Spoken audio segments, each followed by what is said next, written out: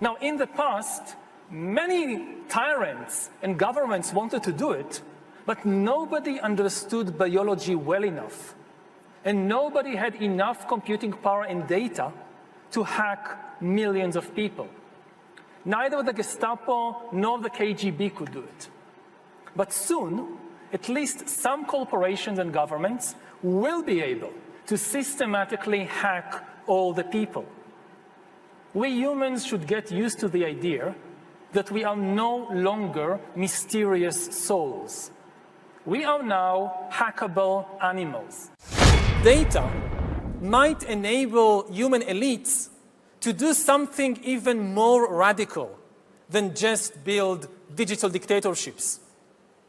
By hacking organisms, elites may gain the power to re-engineer the future of life itself. Because once you can hack something, you can usually also engineer it. And if indeed we succeed in hacking and engineering life, this will be not just the greatest revolution in the history of humanity. This will be the greatest revolution in biology since the very beginning of life 4 billion years ago.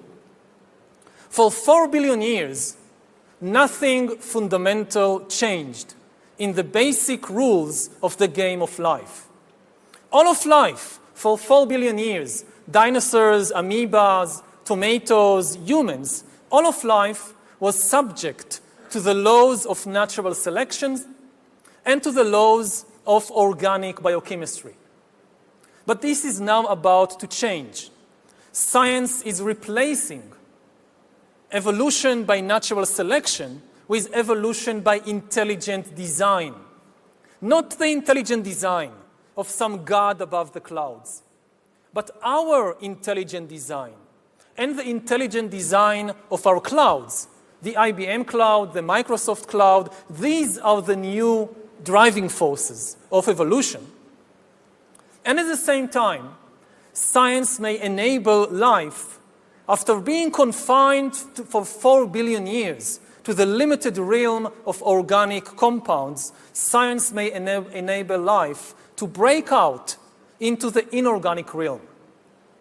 So after 4 billion years of organic life shaped by natural selection, we are entering the era of inorganic life shaped by intelligent design. So does the data about my DNA, my brain, my body, my life, does it belong to me or to some corporation or to the government or perhaps to the human collective? Humans are now hackable animals. You know, the whole idea that humans have, you know, they have this soul or spirit and they have free will and nobody knows what's happening inside me. So whatever I choose, whether in the election or whether in the supermarket, this is my free will, that's over. Free will, that's over. That's over. Over. Today, we have the technology to hack human beings on a massive scale. Yeah, I mean, everything is being digitalized. Everything is being monitored. In this time of crisis, you have to follow science. It's often said that you should never allow a good crisis to go to waste, because a crisis is an opportunity to also do good reforms that in normal times people will never agree to.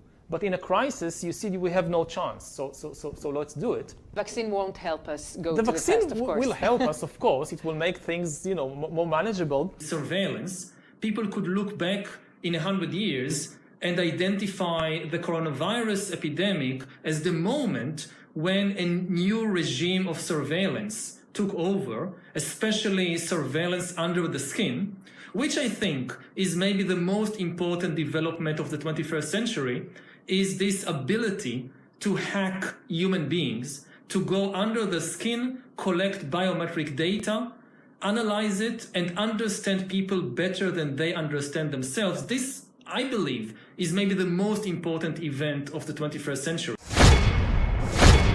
One of the features of this fourth industrial revolution is that it doesn't change what we are doing, but it changes us. The difference of this fourth industrial revolution is it doesn't change what you are doing. it changes you. If you take genetic editing, right. Just as an example, it's you who are changed. Yeah, and of course this has a big impact on your identity. Yeah. And offers certain kinds of possibilities that have to be careful about. You know, when you began to do that kind of gene editing, some people worry that you are changing what it means to be human. That's the problem. And of course, the new industrial revolution offers us many opportunities, but it raises manifold questions on the ethical, but even legal implications.